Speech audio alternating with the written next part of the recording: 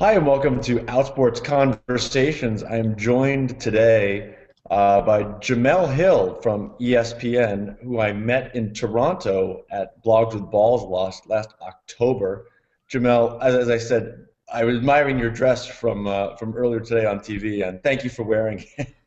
Well, I guess I can't. I have, in the interest of full disclosure, I actually don't have on a dress. I have on a shirt and some Oh, pants. It just maybe it just gave you an optical illusion. it did. It wasn't so fancy. I don't know. And I have to repeat something that I said to Jamel in Toronto. My apologies. A couple of years ago, Jamel wrote a column defending David Tyree and his right to say he was not a big fan of gay people or gay issues. I can't remember what it was. I wrote an inappropriate, nasty, personal column directed at Jamel, and I apologized to her in Toronto because it was totally inappropriate. And so I apologize again to you with everybody watching. Well, thank you. I appreciate that, and I thought that was really unbelievable that you did that. But as I told you then, I didn't.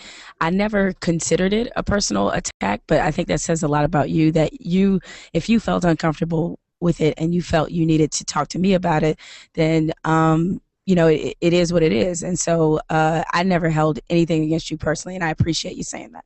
Well, I was talking with Jason Whitlock yesterday, and he said that he was bothered. Some readers were bothered by something that he wrote, and I said to him then, as a writer, you get attacked for just about everything you write, but you know when you stepped over the line.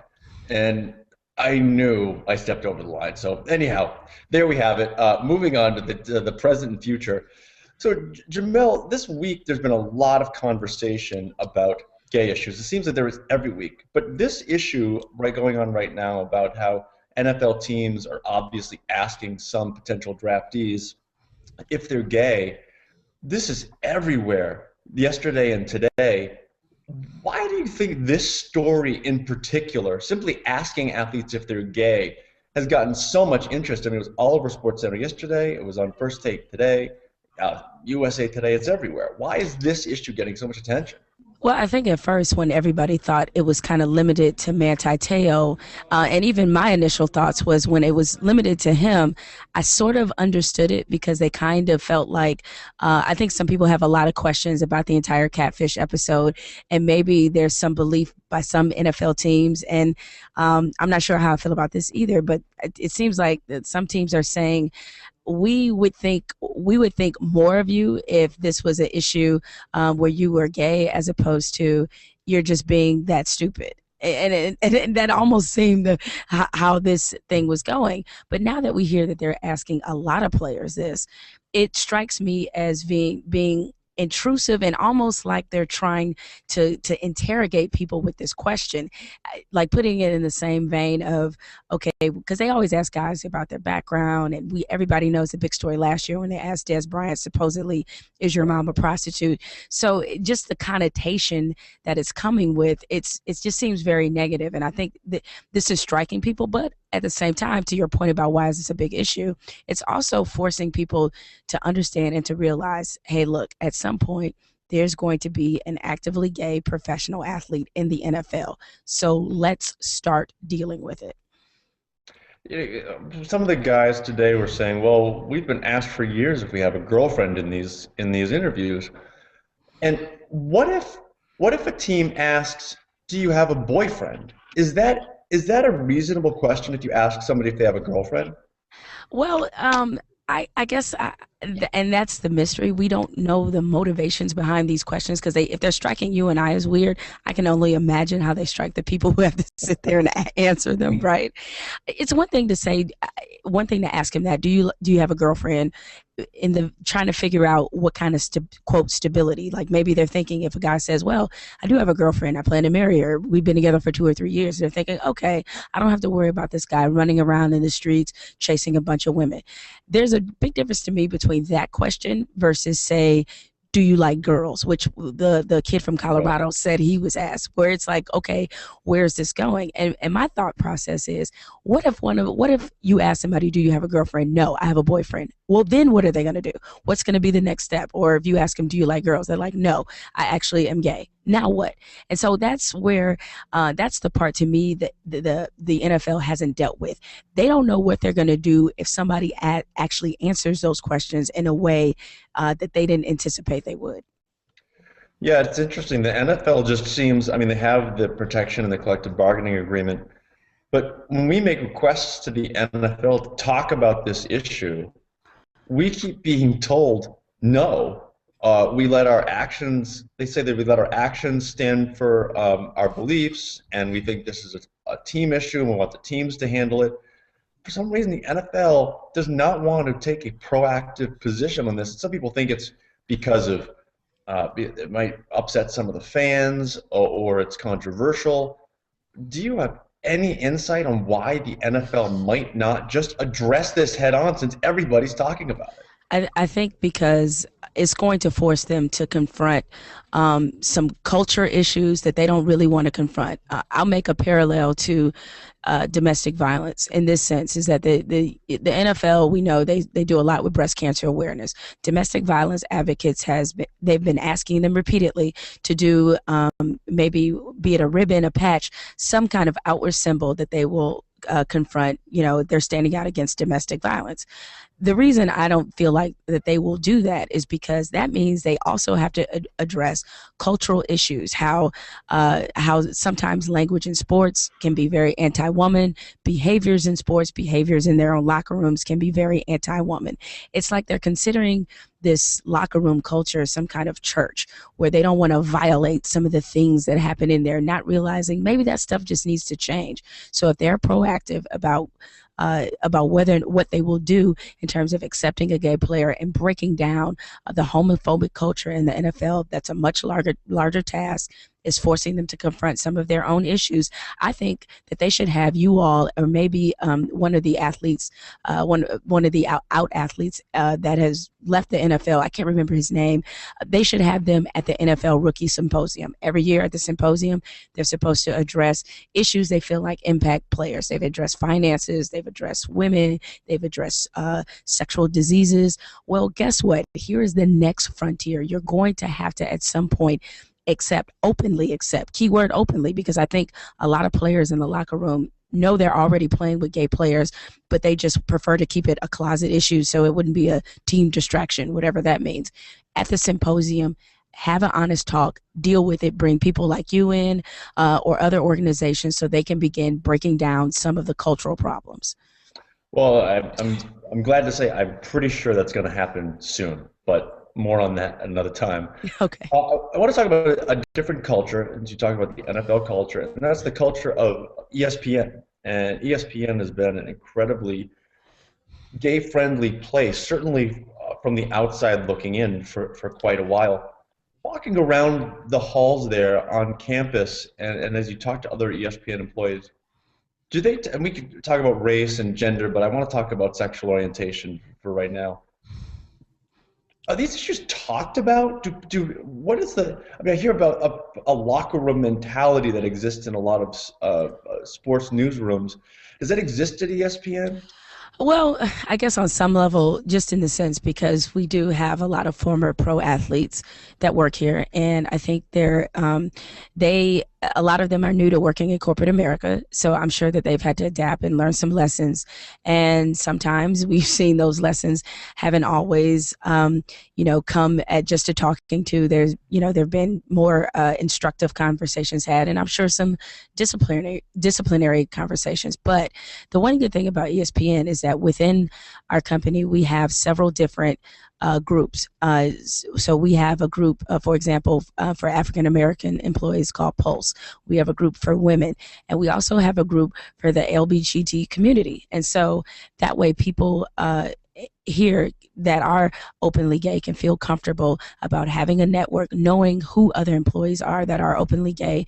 And they also put on programming here at the company so that we have workshops and diversity training. And so I feel like at ESPN that this issue is directed, this issue is confronted pretty head on. And and although I'm not openly gay and can speak to it exactly about what the culture in terms of like how people may deal with you on a day-to-day basis, at least from what I've seen and personally witnessed, that it's been very friendly and very open. When did you start with ESPN? In 2006. Have you seen a shift at all? Was it an X place then and it's better now or different? Well, I have seen a couple different shifts, and I think those shifts have unfortunately been related to those instances when we make news for sort of the wrong reasons. Like, for example, obviously after Steve Phillips and that ordeal, there were more conversations taking place about, workplace romance and, that, which wasn't exactly the most, I'm sure, the most comfortable conversations for people, but it had to be addressed. And to some degree, we're a little bit led by the news cycle. If there is a problem or an issue that is sensed, then it's dealt with. But the very first day I stepped on campus, not as an employee, but as someone who just interviewed here, the number one thing that struck me was the incredible amount of diversity. And the APSC Gender and Racial Report Card is coming out, I believe, at 3 o'clock. So I think it may be coming out basically as we're doing this.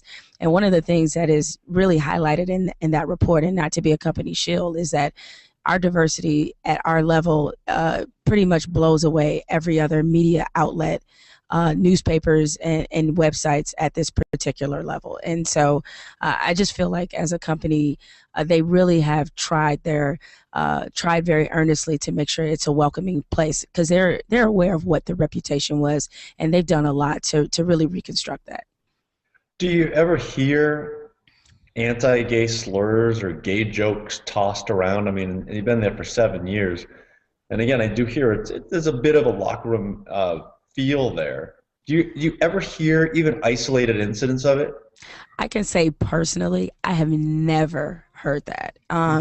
Now, again, I do understand why people say that, because I think they look at some of the pro athletes that we have working here, and certainly, I'm sure, I'll say this: when they're among each other, and I'm not, it has never bothered me, but when they're among each other, it is sort of natural for them to sort of resort to the familiarity of being athletes and kind of return a little bit to the locker room mentality, not in a negative way, but just it's just going to happen. So, but I can just say that I just personally have never heard that or witnessed that at all.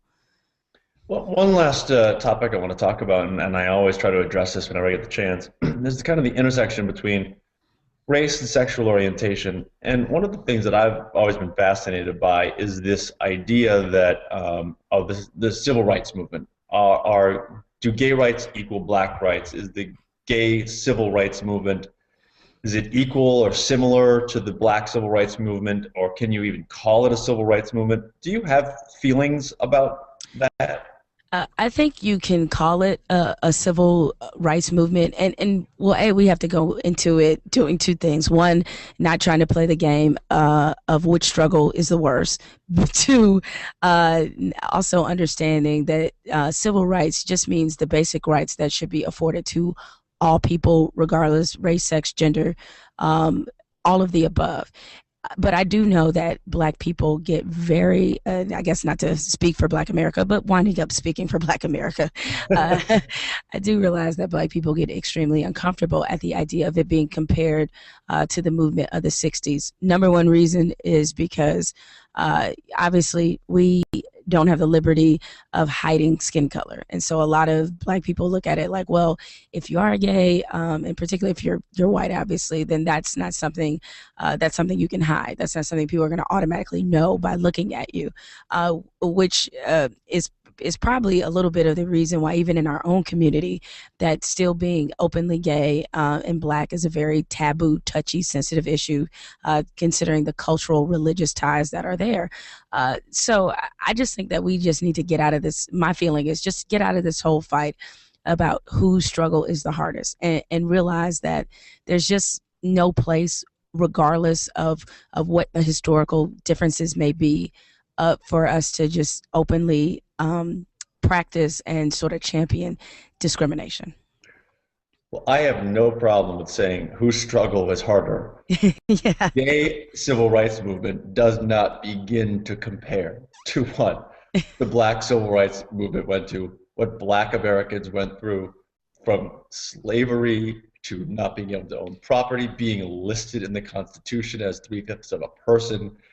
It's not even comparable. Well, that's why I said I hate to get into that discussion, because people ultimately will take it as you're diminishing whatever their movement or their cause, or that you're I don't want to sort of do that at kind of the expense of possibly minimizing what the gay rights movement is about.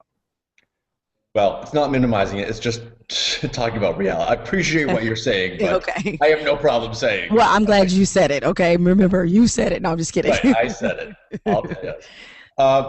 Anything you have coming up that we should know about, appearances or anything that anything you're working on? Well, I'm still in the general show rotation around the horn, first take, sports reporters. But one of the more newer projects that I'm doing that I'm really excited about, me and Michael Smith, very good friend of mine, my best friend probably here at ESPN and in life, we finally have a podcast that's called His and Hers.